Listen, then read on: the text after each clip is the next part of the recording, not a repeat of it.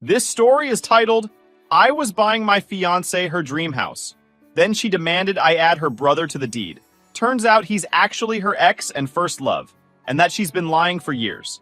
Hey everyone, before we jump into today's video, I need your help. We've noticed the channel is losing some traction, and subscribing is one of the best ways you can support us. It's quick, free, and it helps us keep bringing you awesome content. Your support means the world. Let's keep this channel growing together. Thanks so much. Now let's start the video. So, here's the backstory. I, 30 male, met Sarah, 26 female, when I was 25, and she was this shy new girl working behind the counter of my favorite Greasy Spoon diner. You know those places, slightly dingy, coffee that tastes like regret, and pancakes that somehow slap every single time. My buddy Ryan and I would hit it up after work, half for the food, half to rant about life. The day I first saw Sarah, though, I barely noticed Ryan's whining about his boss. There she was, tying her apron, looking perfect. Big brown eyes, dark hair tucked into a messy ponytail, and a smile that could fix a bad day. My order came out as scrambled sentences, because my brain decided to short-circuit when she said, "What can I get you?" in that sweet voice of hers. Ryan, of course, noticed. Dude, stop being weird. If you're into her, just say something. I wasn't exactly smooth back then. The thought of walking up and being shot down in front of Ryan, who would 100% roast me, didn't sit well. Instead, I fumbled for a napkin and scrawled out my name and number with my garbage handwriting. I can still remember how my palms were sweaty when I paid for our food and slipped the note over. She blushed, actually blushed, when she realized what I'd done. She's not gonna call, Ryan snorted as we left. But guess what? She did, that same night. We ended up talking on the phone for hours. I couldn't tell you what about, probably dumb stuff like favorite movies or her hatred for pineapple on pizza, but I remember it felt easy, natural, like I'd known her for years, even though I'd barely seen her outside of a diner counter. By the time we hung up at 3 a.m., I was already half smitten. Over the next few months, Sarah and I were inseparable. She had this way of making every small thing feel like a big deal. We'd walk through the park, she'd point out every stray cat and give it an imaginary name. We'd hit up cheap diners, and she'd try to guess my order before I said it. It wasn't about flashy dates or extravagant plans. Being with her just made everything better. I'd been in relationships before, but nothing like this. Nothing real. With Sarah, I felt like I could finally breathe. It's cliché, I know, but when you meet someone who feels like home, you stop looking elsewhere.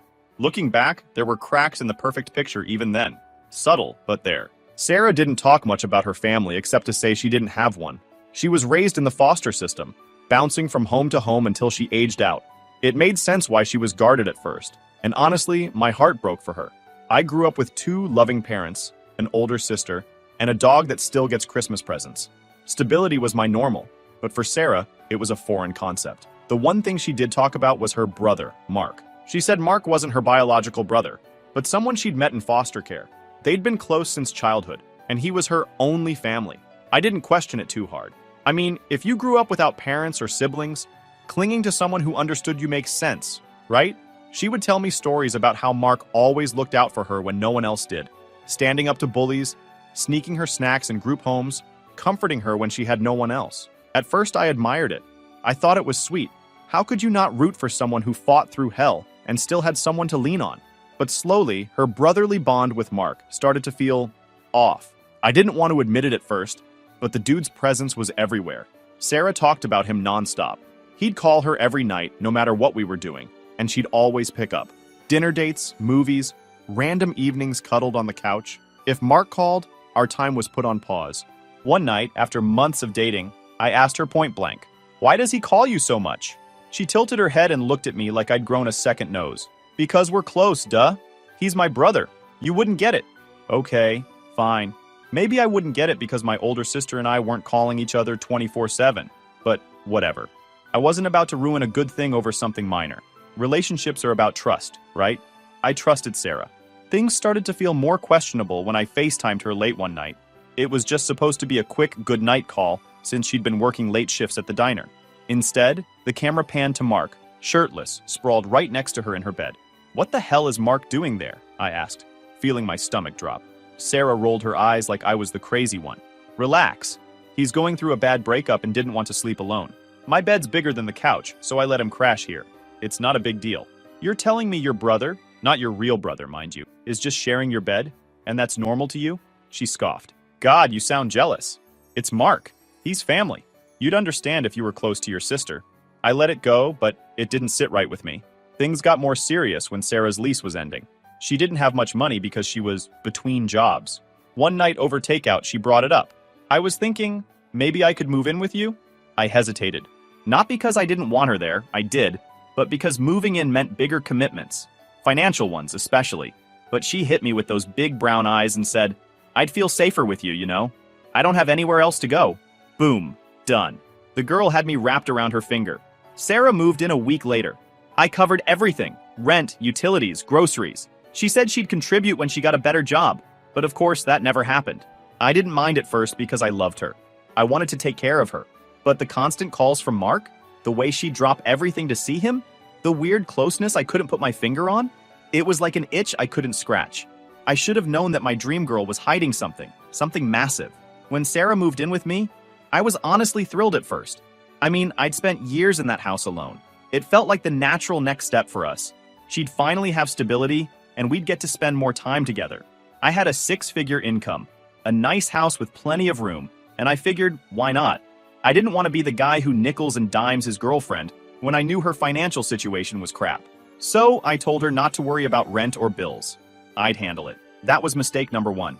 Because once Sarah realized she didn't need to contribute anything, it was like she settled into queen mode. Suddenly, our place wasn't my house anymore. It was ours. She redecorated without asking, threw out some of my stuff because it didn't match her vibe, and invited her brother Mark over whenever she damn well pleased. Now, I wasn't thrilled about Mark's constant presence, but at first I tried to make an effort. Sarah wanted me to get along with him, so I figured, sure, I'll play nice. I bought some drinks, ordered pizza, and let him come over for a weekend. The first time Mark showed up, though, I knew something was off. This guy didn't walk into my house like a guest. He strutted in like he owned the place, didn't shake my hand, didn't say thank you when I offered him a drink. Hell, he barely even looked at me. He just dropped his duffel bag in the middle of my living room, sprawled on the couch like he was claiming it, and barked, "Hey Sarah, grab me a drink." I literally did a double take.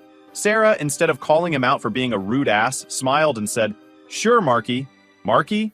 The dude was a full-grown adult and acting like a toddler demanding juice boxes. Meanwhile, I'm just standing there, holding the beer I bought, wondering why this guy was acting like I was the intruder in my own home. It only got worse from there. The weekend was a total nightmare. Mark had no concept of boundaries. He would follow Sarah around the house, sit way too close to her on the couch, and laugh obnoxiously loud at every single thing she said, even if it wasn't remotely funny. I'd be sitting right there next to them, third-wheeling in my own relationship. At one point, Sarah got up to grab snacks, leaving us alone for maybe 30 seconds. Mark just stared at me with this smug look on his face, like he was sizing me up. "You're lucky," he finally muttered. I blinked. Huh? He leaned back, still staring me down. Sarah's always had someone looking after her. First me, now you. Good thing too. She doesn't handle being alone well. The way he said it, like he was still her guardian or something, made my skin crawl. Before I could respond, Sarah walked back in, and Mark switched back to his charming brother act. That night, I told Sarah I wasn't comfortable with Mark staying over again. Her reaction? Total meltdown. "You don't get it," she snapped. "Mark's been through so much and he doesn't have anyone else. He needs me." I rubbed my temples, trying to stay calm. "Sarah, he doesn't need to be here every weekend. And the way he talks to you? It's weird." Her eyes narrowed like I'd insulted her personally. "We're close because we've been through hell together. Sorry if you don't know what that's like." She stormed off, and I was left wondering how trying to set a boundary in my own house turned into me being the bad guy. The next time Mark showed up uninvited, it was under the guise of just crashing for one night. I gritted my teeth and let it slide, because what was I supposed to do? Tell my girlfriend's brother to get lost? Around midnight, I walked into our bedroom ready to crash, only to find Sarah curled up next to Mark on the couch, where he should have been sleeping alone. "Sarah," I said, trying not to explode, "why aren't you in bed?"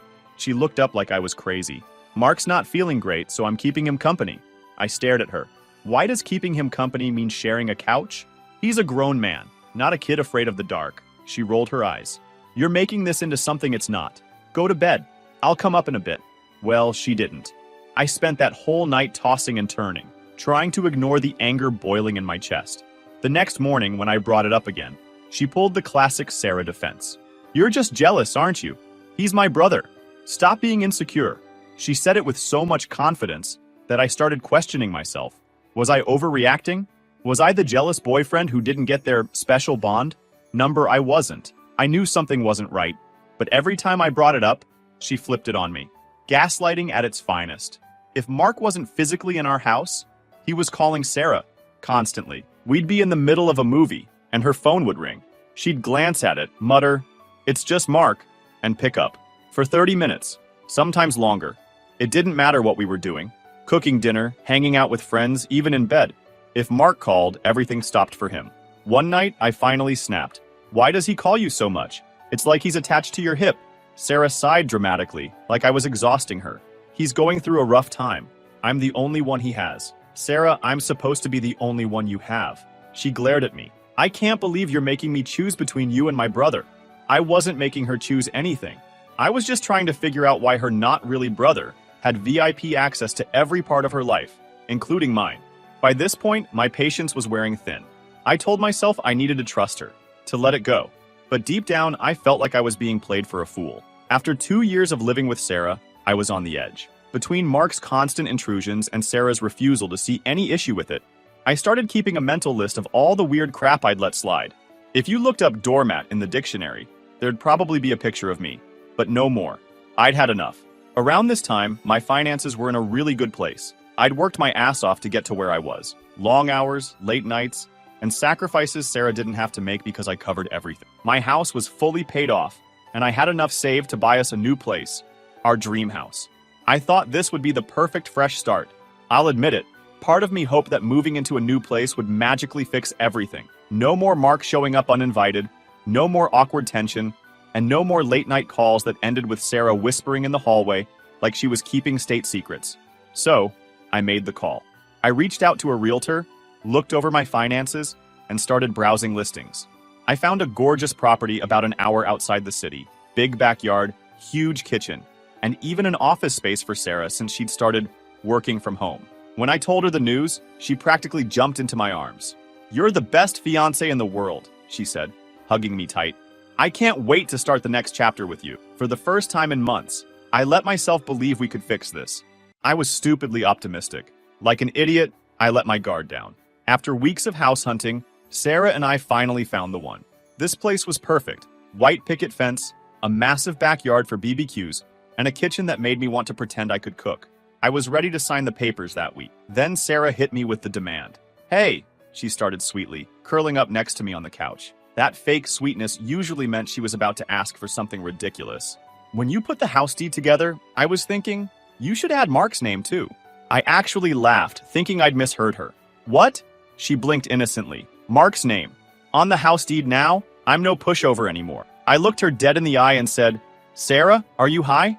Why the hell would I put Mark's name on my house?" She didn't like that. "It's our house," she shot back, folding her arms. "And Mark's family. He's been there for me when no one else was. I want him included." I couldn't believe what I was hearing. I'd tolerated a lot. But this? Number absolutely not. "So, let me get this straight. You're asking me to buy a house with my own money? And instead of just you and me, you want to slap your brother's name on it too? Why? What's he done to deserve that?" Her voice rose a notch. "He's family. You don't get it because you've had a perfect life. But I don't have anyone else. Adding Mark makes me feel secure." I wasn't budging. "Sarah, I'm marrying you, not Mark. You want to include him in your life? Fine. But he's not touching my house." End of story. That's when the tears started. Her go-to move. "You don't understand," she sobbed. "This is why I can't trust anyone. Everyone leaves me except Mark. You're supposed to be different." I stared at her, disgusted. "This isn't about trust. It's about you trying to con me into handing over part of my house to your brother. And I'm not stupid enough to fall for it." The argument went on for hours. Sarah alternated between crying, screaming, and trying to guilt trip me into giving in. But for once, I stood my ground. I'd been gaslit enough, and this was where I drew the line. The next week, I couldn't stop thinking about how insane her demand was. I didn't tell anyone, not my sister, not my parents, because I didn't want them thinking less of Sarah. I was still holding on to hope that maybe this was just a weird phase. Then I ran into Katie. Katie was Sarah's best friend from college. She was one of those people who overshares everything, which turned out to be very useful for me. We bumped into each other at a coffee shop near my office, and after some casual small talk, She asked how the wedding planning was going. I shrugged. We're stuck on a house issue. What house issue? She asked, sipping her latte. I sighed and told her about Sarah's demand to put Mark's name on the house deed. Katie's smile froze mid-sip. Wait, what did you say? She wants Mark's name on the deed, I repeated. She says he's family, and she wants him included. Katie put her drink down, her face pale. You don't know, do you? Know what? I asked, my stomach twisting into knots.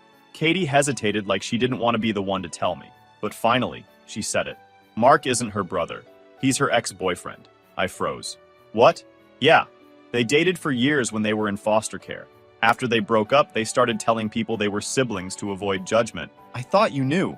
I stared at her, speechless. My mind raced back to every brotherly hug, every weird sleepover, and every phone call that interrupted our dates. All of it clicked. She's been lying to me this entire time? I asked, my voice flat. Katie winced. I'm so sorry. I thought she told you. I left the coffee shop in a daze, replaying the last 5 years in my head like a movie I suddenly realized was garbage. Mark, the guy I'd been forced to tolerate, wasn't her brother. He was her ex, and she had the audacity to demand I put his name on the house I was paying for? It all made sense now. I wasn't crazy. I wasn't insecure. Sarah had been gaslighting me, lying to my face and dragging me into some bizarre, twisted mess. But here's the thing. I'm not the kind of guy who sits back and lets himself get played. That night, I decided I wasn't going to wait anymore. Sarah had answers to give, and I was done pretending everything was fine. I got home that evening feeling like I'd been punched in the gut. Mark, her ex-boyfriend. I couldn't get those words out of my head. 5 years. 5 damn years she'd been lying to me, and I'd been standing here, not listening to my inner voice, defending their close sibling bond. I got home that evening feeling like I'd been stamped in the back. Mark, her ex-boyfriend. I couldn't get those words out of my head. 5 years. 5 damn years she'd been lying to me, and I'd been standing here like an idiot defending their close sibling bond.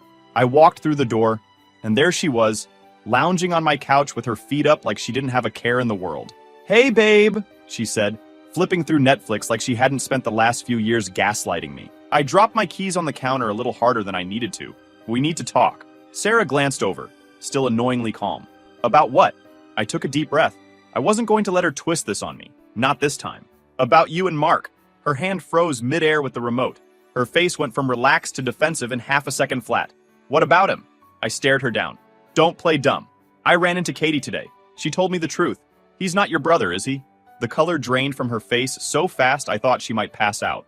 Her lips parted, and she stammered, What did she say? She told me everything, I said firmly. Mark isn't your brother.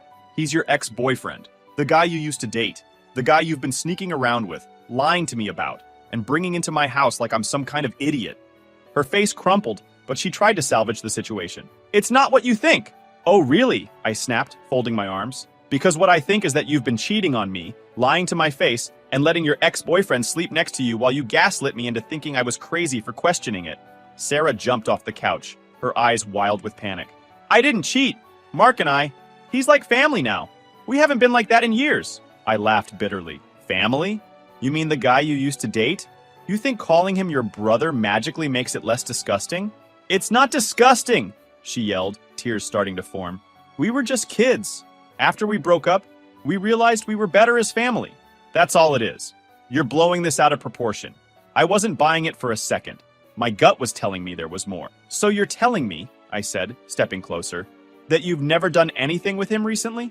That all those sleepovers, all those late-night calls, all those times you comforted him, there's nothing else going on? She looked away, biting her lip. I felt my chest tighten. Sarah, look at me. Tell me the truth. Have you slept with Mark recently? There was a long pause. Her silence told me everything. Answer me! I yelled, slamming my fist against the table. She flinched and finally muttered, Yes, a few times. It felt like the air had been sucked out of the room. I stared at her, my hands shaking, as her words echoed in my head. A few times, I repeated, my voice dangerously low. A few times. You've been sleeping with your ex, the guy you call your brother, while I've been here paying for everything like a goddamn fool? She broke down, sobbing.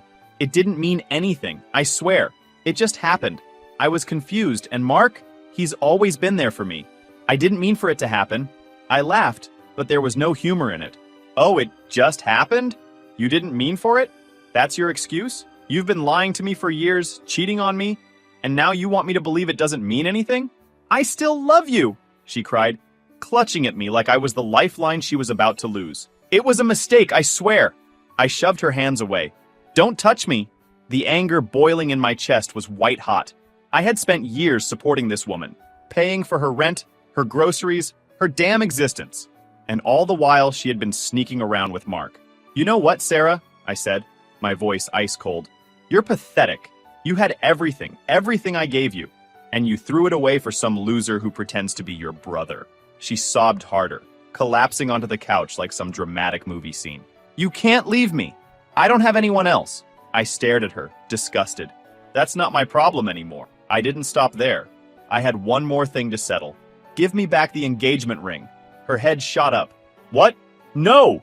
That ring is a family heirloom, I said firmly. It belonged to my grandmother, and there's no way in hell you're keeping it after what you've done. You gave it to me, she wailed, clutching her hand like I'd asked her to cut it off. It's mine. I leaned closer, my tone deadly calm. You cheated on me, Sarah. You lied to me for 5 years. You've been living in my house, on my dime, while sneaking around with your ex. You don't get to keep anything. Take it off. She shook her head, but I wasn't playing anymore. Sarah, you're not leaving this house until I have that ring in my hand. So either you take it off, or I'll call the cops and explain everything.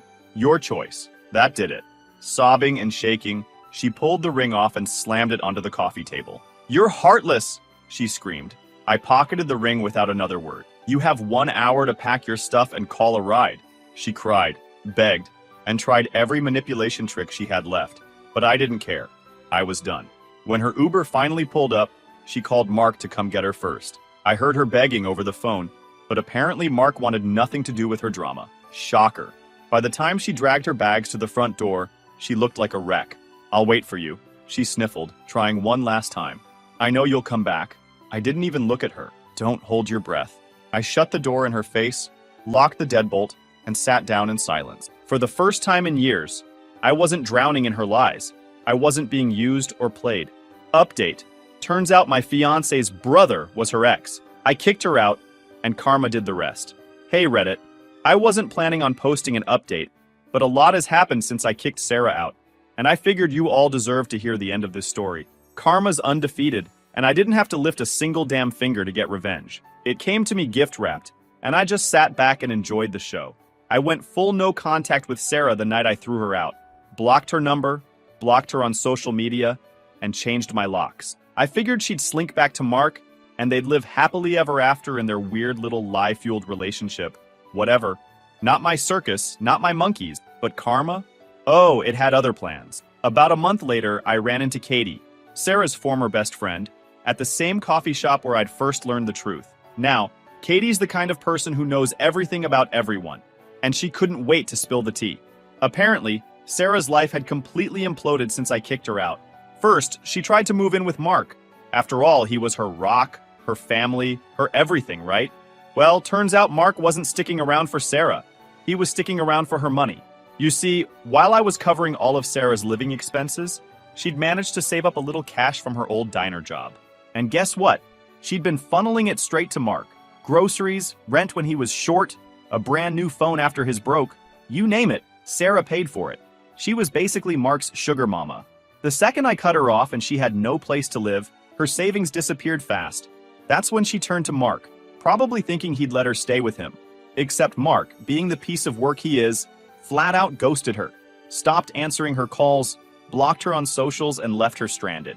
Katie told me Sarah had been couch surfing ever since, bouncing between old coworkers and barely scraping by. She was broke, alone, and miserable. And me? I couldn't stop smiling. I know that sounds cold, but come on. This was karma doing its thing, and I had front row seats. The guy she cheated with dumped her the second she couldn't fund his life anymore. You love to see it. Now, here's where it gets even better. A week after hearing all this from Katie, I got a text from an unknown number. It was one of those long, rambling paragraphs. You know the kind. I knew it was Sarah before I even read it. Here's a highlight reel. I'm so sorry for everything. I know I messed up and I regret everything I did. I don't have anyone else and I miss you so much. You were the best thing that ever happened to me. Please give me a chance to explain and fix this. I'll do anything. Oh, now you miss me? Now I'm the best thing that ever happened to you? I didn't respond. Blocked the number. The next day, she tried calling from another number. I let it go to voicemail. Cue the crying, sniffly sobs, and the whole, I don't have anyone else. Please don't abandon me like everyone else did, routine. I don't know what she expected. Did she think I'd hear her crying and just forget the months of lying, cheating, and gaslighting? I don't negotiate with manipulators. The cherry on top came a couple of weeks ago. I was out grabbing groceries, just minding my own business, when I spotted her near the frozen food section. And let me tell you, she looked rough. Her hair was greasy, her clothes were wrinkled, and she had that hollow look people get when their life is in free fall. She saw me almost immediately and made a beeline toward me. Hey, she said softly, her voice shaking. I gave her the kind of nod you give to a stranger you pass on the street. Sarah? Her eyes welled up with tears. How have you been? I smiled. Fantastic. She flinched, and I swear I saw her lip tremble. I miss you, she said. I know I messed up. I didn't realize what I had until I lost it. I've been thinking about us a lot, and I just want to fix it. I tilted my head like I was considering it. Yeah, I don't think so. Her face crumpled. Please, I don't have anyone else. I didn't even feel bad. That's not my problem anymore, Sarah. You chose this. You chose to cheat. You chose to lie. And now you're dealing with the consequences. I made a mistake, she said weakly. I smirked. No, you made choices, and now you've got to live with them. I didn't wait for her to respond. I grabbed my cart, turned around, and walked away. So here I am now. Reddit. Sarah lost everything. Her relationship with me, her weird manipulative hold over Mark, and any ounce of stability she had. She gambled, thinking she could play both sides, and she lost spectacularly. Meanwhile, I'm thriving. I'm back at the gym, catching up with friends I neglected during that train wreck of a relationship, and even dipped my toe back into dating. Life is peaceful, and for the first time in a long time, I feel like myself again. And the best part? I didn't have to lift a damn finger for revenge. Karma handled it for me, and it was beautiful to watch. Sarah thought I was some fool she could manipulate forever, but in the end, she played herself. Moral of the story? Trust your gut. If something feels off, it probably is. And never, ever let someone gaslight you into ignoring your own instincts. Sarah, if you're out there reading this, I hope you enjoy couch surfing. You earned it.